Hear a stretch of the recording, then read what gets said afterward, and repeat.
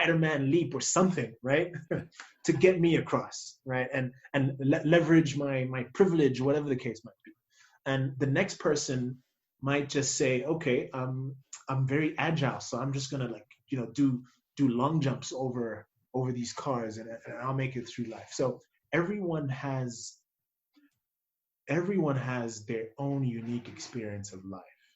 And we need to firstly stand back and say, okay, this is how this person is, adhere to that, appreciate that, and then start looking at tools and means of aiding this person advance, as opposed to just saying, okay, this is it, it's straightforward, one sock fit all, you'll get through this, right? So if we pivot a little bit to specifically talking about Black mental wellness, Black mental health, I don't want to play devil's advocate for a second, because if I'm average white person listening to this, we go, well, why is Black specifically so important? Wouldn't I treat, as a clinician, we would just presume that we're all just non-judgmental. We meet people where they are, and we go in humbly and curiously asking for their story, not making any suppositions or drawing any conclusions based on skin color, or last name or country of origin or any of those things. And yet we're hearing this narrative now. It's like, no, the Black experience is a unique experience that Latinos don't understand, and Eastern Europeans don't understand, and Asians don't understand, and even in Asia there's subcultures of different types of it. So it's like, well, we get in this non-exhaustive list of cultures and ethnicities. It's like, why Blackness? Why that? And I have some ideas, but I want to hear your take on it. Yeah. So, for me, a problem is a problem. It's not black, it's not white. Right? And I can only link it to some of the cultures that exist within society, right? Having a Nigerian mother, I love my mom. I love her. Like, there's certain things that she grew up with in her way, her upbringing, right? And that's what she knows, right? So if I go to my mom and I say to her, for instance, which I have in the past, I say, like, Mom, I don't know how to cope with this, like, this situation. It's like it's really tough, right? Her immediate response would be like, manage it, right? Like, you can do this, like, manage it, right? There is no such thing as I might be depressed, or I might have something psychologically going on with me. All of that is out the window. There is no you need counseling type idea that exists in her framework of understanding my problem, right? And that's something that's tied to how she was brought up, right? And what we're slowly realizing in the world is that culture has built a huge, it's cast a wide net of people that are growing up without acknowledging that they could potentially have some underlying issues associated to how they're currently feeling, right? And that has been shoved into some closet, right?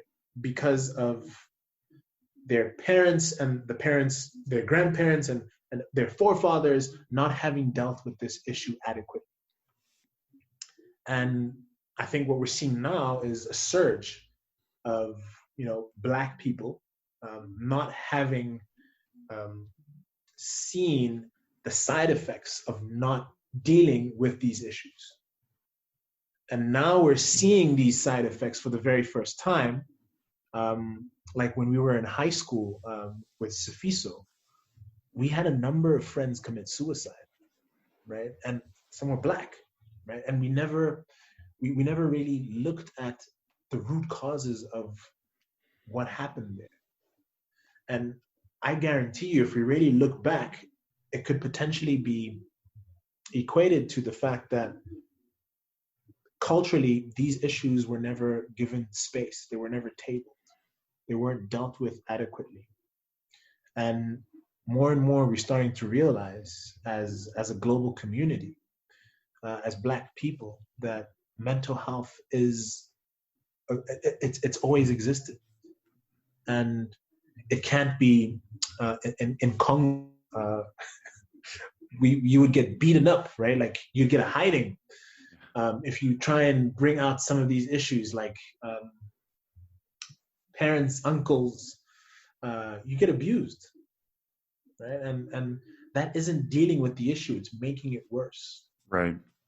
So a lot of people have been Go ahead. living with all these issues, and they haven't been able to. They don't even know how to voice it. They don't know how to table these issues. And Black people specifically are finding the space now to start to deal with these issues. Yeah, I think if I'm being cynical, and I know people who are, and I'm not saying I'm one of them, I'm just giving voice to it. They would say, well, yeah, but that's every family. This mental health thing is kind of new age. This is the last 2 generations of any culture are starting to now become hip to it.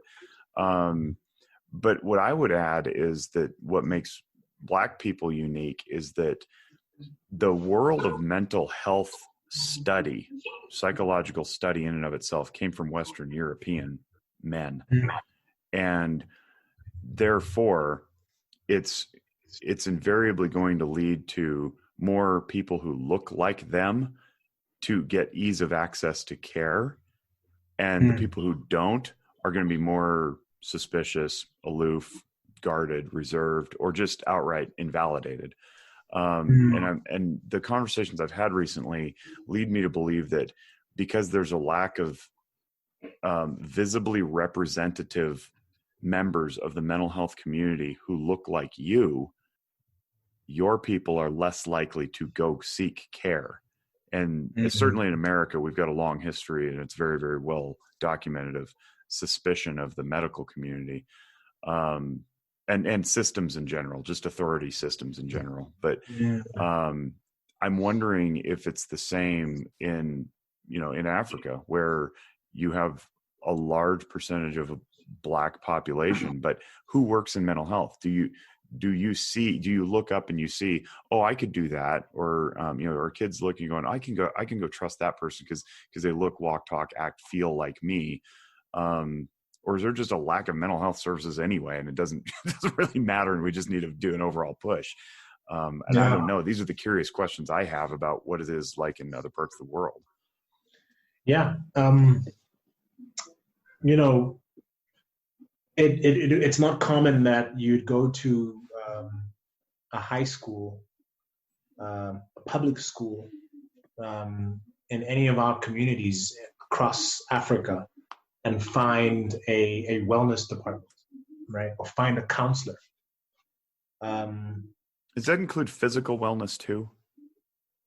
Yeah, I mean, even sports, some schools just don't practice that, right? How about nutrition? I'm just wondering if like the entire wellness community is just kind of ignored, and if so, why?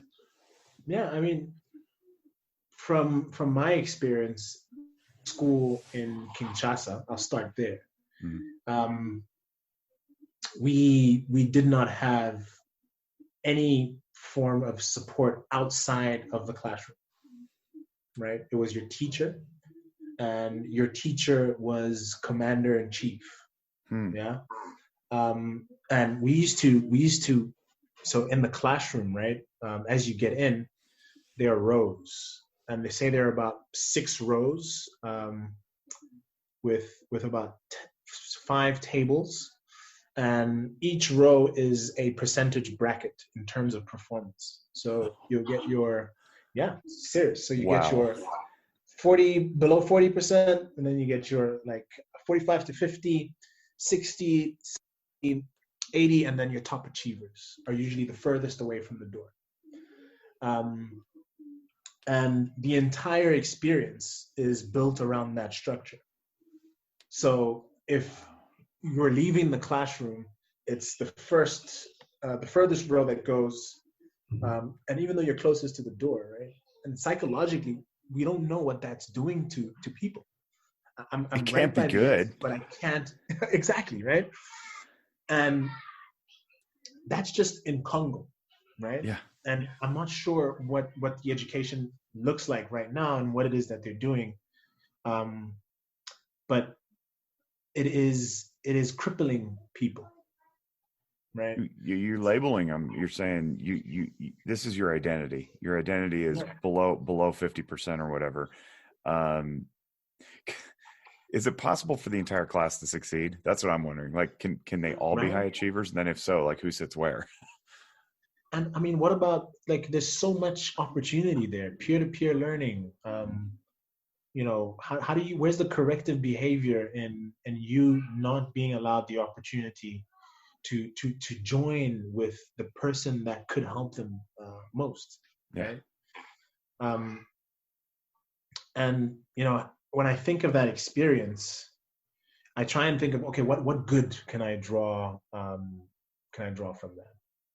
And the only thing that I could positively say about being in that environment is it's shown me what not to do, Sure. Absolutely. right? Yeah. How not to isolate people, how not to label people, Mhm. and it is just it's horrific. So if that's systemic, there's just no supports anywhere. It would stand to reason that let's try to take this full circle now.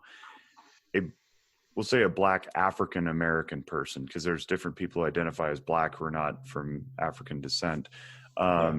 Living in America, tries to go, all right, I want to do something. I want to shake this up. I want to find out what my roots are. Well, my roots are maybe my great grandparents or grandparents were slaves. That's pretty Yes. crappy, right? But it gives you a benchmark, something from which to rise above. That's pretty cool. Yeah. Well, what if you just recently immigrated and your roots in America aren't that deep? You go back to your African roots, and it doesn't seem to matter what country in Africa. It's like, we don't have a lot going for us. Like, there's nothing to really like grab on to if the culture is such that education's undervalued, health and wellness are undervalued, and I don't know what communities look like and what the economics are broadly. I imagine agrarian farming, mining, Mm. but where does one anchor oneself if the messaging for so long has been, from the system, from the top down, from the authorities, is be subordinate, right? Yeah. Be subordinate. You're shaking off a whole bunch of cultural baggage to try to rise above that. Yeah. That's a lot of lifting if you don't have a support system around you that you can look to and go, oh, Nkembo did it, I can do it. Like, Yeah. how many of you are there, right? And you took your Yeah. own journey, and you even acknowledge you come from privilege, and not everybody gets that. So how do we lift up entire cultures? How do we lift up continents, if you will, that are just, the messaging has been just so negative? I don't know.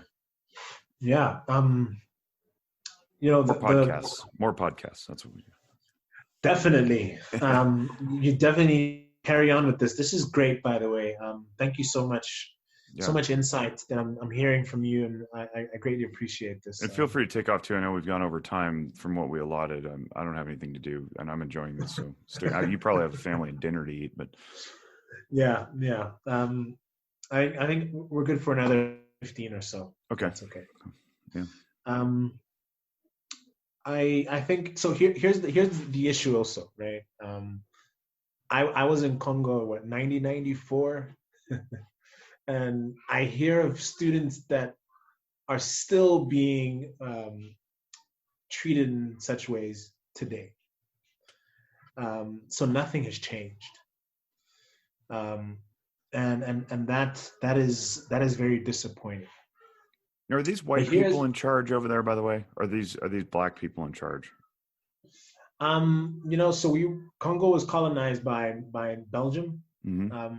So they are quite a lot of white Belgian teachers, but also Black teachers. But the colonial systems, they really crippled our education, because our education system is basically